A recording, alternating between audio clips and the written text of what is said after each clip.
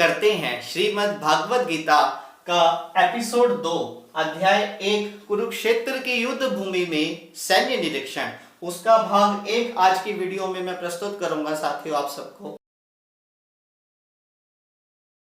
श्रीमद् भागवत गीता एक आस्तिक विज्ञान है। आस्तिक विज्ञान का अर्थ वह विज्ञान जो ईश्वर की दैवीय शक्ति और उसके अस्तित्व पर विश्वास करे और धर्म का कार्य करे, ऐसे विज्ञान को आस्तिक विज्ञान कहा जाता है।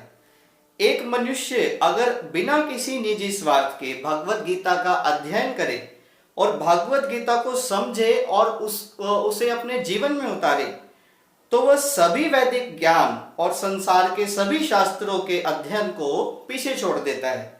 इस आस्तिक विज्ञान को स्वयं भगवान श्री कृष्ण जी ने रचा है। जब रणभूमि में अर्जुन अपने सामने अपने ही सगे संबंधियों को देखते हैं तो वह ये देखकर विचलित हो जाते हैं और शस्त्र उठाने से भी मना कर देते हैं। कहते हैं कि सबसे कठिन युद्ध जो एक व्यक्ति के लिए जो लड़ना होता है वह युद्ध होता है जब उसे अपनों के खिलाफ लड़ना पड़ता है। भगवान श्री कृष्ण तब उनका मार्गदर्शन करते हैं और उनके सारथी बन जाते हैं और उन्हें उपदेश देते हैं, जिसे श्रीमद् भागवत गीता कहा जाता है। अध्याय 1 हम आरंभ करें उससे पहले कुछ महाभारत के अहम किरदारों के बारे में जानना बहुत जरूरी है।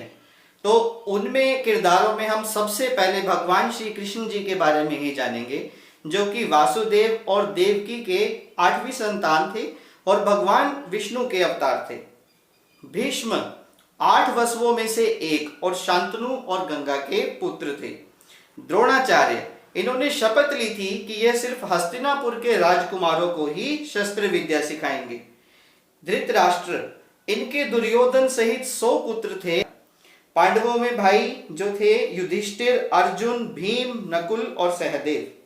वहीं कौरवों में दुर्योधन, दुशासन, विकर्ण, चित्रसेन और इसमें एक महाबलशाली जो योद्धा थे वो थे बर्बरीक, जो कि बाद में हारे के सहारे के नाम से जाने गए। धृतराष्ट्र कहते हैं संजय से, हे संजय, धर्म भूमि कुरुक्षेत्र में युद्ध की इच्छा से इकट्ठे हुए मेरे और पांडवों के पुत्र ने क्या कहा। कुरुक्षेत्र वैदिक युग से ही एक पवित्र तीर्थस्थल रहा है। कुरुक्षेत्र के युद्ध स्थल में भगवान श्री कृष्ण स्वयं उपस्थित थे।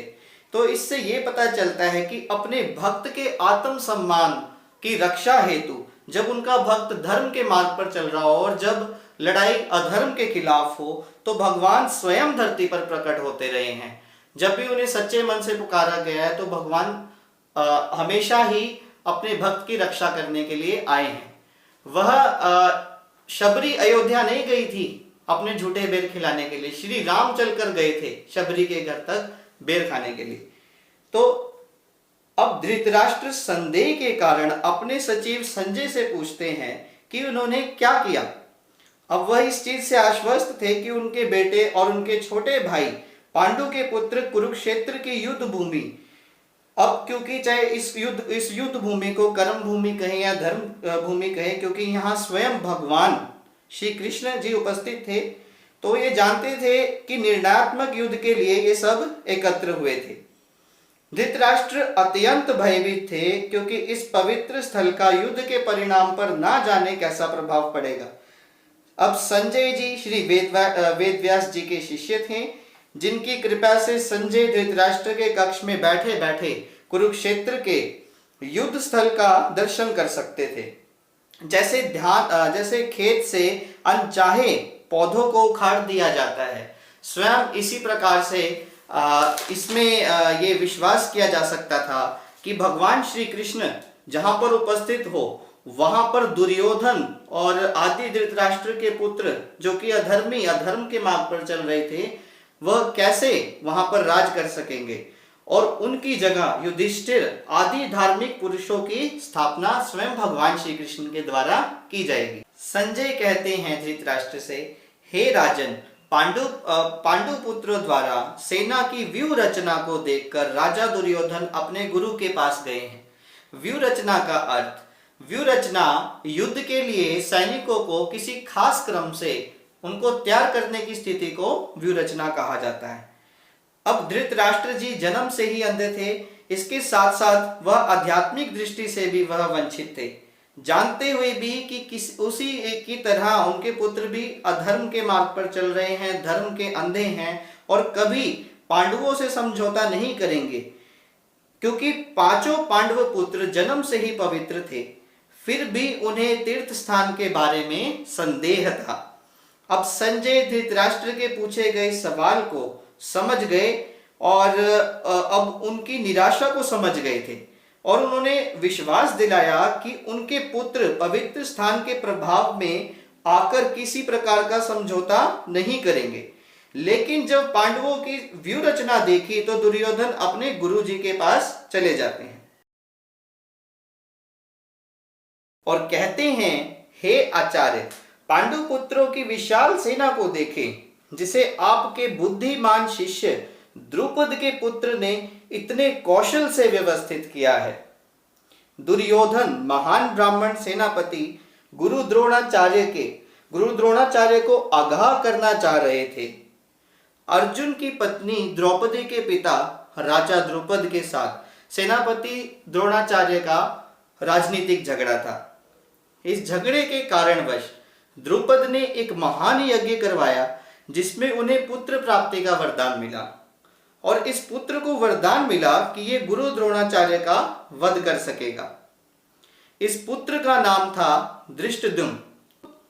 अब गुरु द्रोणाचार्य यह भली भांति जानते हुए भी कि धृष्टद्युम्न को उनके वध का वरदान मिला हुआ है, फिर भी वह उसे अपने सारे सैनिक रहस्य और युद्ध शिक्षा प्रदान करते हैं, किसी भी प्रकार की कोई कमी नहीं छोड़ते। अब धृष्टद्युम्न युद्ध भूमि में किसका पक्ष ले रहे थे? पांडवों का। वहीं दूसरी तरफ गुरु द्रोणाचार्य अहम किरदार में कौरवों की तरफ से लड़ रहे थे। जो कला द्रोणाचार्य जी से सीखी उसी के आधार पर व्यूह रचना की थी धृष्टद्युम्न ने।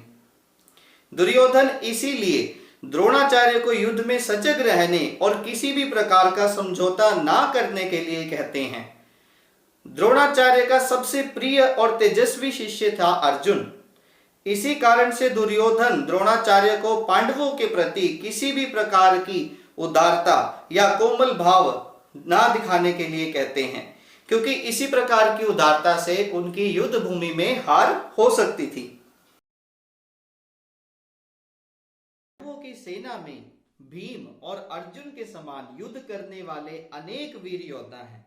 यह योद्धा युयुधान, विराट और द्रुपद हैं। इनके साथ ही धृष्टकेतु, धृष्टद्युम्न, काशीराज, कुंती भोज और शैव्य जैसे महान शक्तिशाली योद्धा हैं। लेकिन हे ब्राह्मण श्रेष्ठ, आपकी सूचना के लिए मैं अपनी सेना के नायकों और महान शक्तिशाली योद्धा के बारे में भी बताना चाहूंगा, जिसमें कि स्वयं आप, भीष्म, कर्ण, कृपाचार्य, अश्वत्थामा, विकर्ण जैसे वीर शामिल हैं। इनके साथ साथ अनेक वीर भी हैं, जैसे कि कृतवर्म और शल्य, जो कि दुर्योधन के लिए अपने प्राणों की आहुति देने के लिए भी तैयार रहते हैं। हमारी शक्ति का कोई भी मुकाबला नहीं है, क्योंकि हम सब भीष्म पितामह द्वारा भली भांति संरक्षित हैं, जबकि पांडवों की शक्ति भीम द्वारा संरक्षित होकर भी सीमित है। दुर्योधन सदैव भीम से ईर्ष्या करता था। सभी अपने अपने मोर्चों पर खड़े रहकर आप सभी भीष्म पितामह को पूरी तरह से सहयोग दें। तभी कुरुवंश के वयोवृद्ध, परम प्रतापी और वृद्ध पितामह ने सिंह गर्जना की सी ध्वनि करने वाले अपने शंख को उच्च स्वर में बजाया, जिससे दुर्योधन और पूरी कौरवों की सेना उत्साहित हो जाती है। वहीं दूसरी तरफ भगवान श्री कृष्ण अपने पंचजन्य शंख से ध्वनि निकालते हैं और इसके साथ ही हमारे भाग 1 का अंत होता है। बोलो श्री कृष्ण भगवान की जय। बोलो बाके बिहारी लाल की जय। बोल श्रीमद् भागवत गीता की जय।